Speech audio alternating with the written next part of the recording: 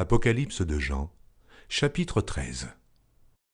Et il se tint sur le sable de la mer.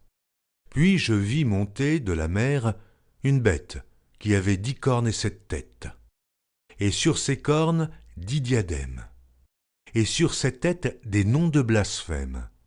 La bête que je vis était semblable à un léopard. Ses pieds étaient comme ceux d'un ours, et sa gueule comme une gueule de lion. Le dragon lui donna sa puissance, et son trône, et une grande autorité. Et je vis l'une de ses têtes comme blessée à mort. Mais sa blessure mortelle fut guérie, et toute la terre était dans l'admiration derrière la bête. Et ils adorèrent le dragon, parce qu'il avait donné l'autorité à la bête. Ils adorèrent la bête en disant « Qui est semblable à la bête, et qui peut combattre contre elle ?» Et il lui fut donné une bouche qui proférait des paroles arrogantes et des blasphèmes. Et il lui fut donné le pouvoir d'agir pendant 42 mois.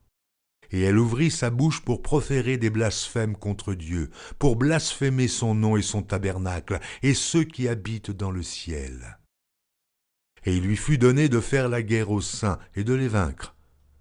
Et il lui fut donné autorité sur toute tribu, tout peuple, toute langue et toute nation. Et tous les habitants de la terre l'adoreront, ceux dont le nom n'a pas été écrit dès la fondation du monde dans le livre de vie de l'agneau qui a été immolé. Si quelqu'un a des oreilles, qu'il entende. Si quelqu'un mène en captivité, il ira en captivité. Si quelqu'un tue par l'épée, il faut qu'il soit tué par l'épée. C'est ici la persévérance et la foi des saints. Puis je vis monter de la terre une autre bête, qui avait 2 cornes, semblables à celles d'un agneau, et qui parlait comme un dragon. Elle exerçait toute l'autorité de la première bête en sa présence.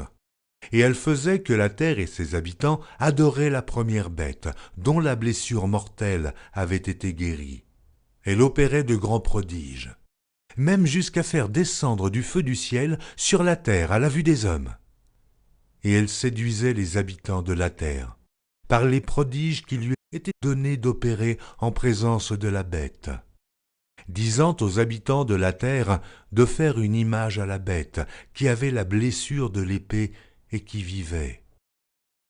Et il lui fut donné d'animer l'image de la bête, afin que l'image de la bête parlât, et qu'elle fît que tous ceux qui n'adoreraient pas l'image de la bête fussent tués.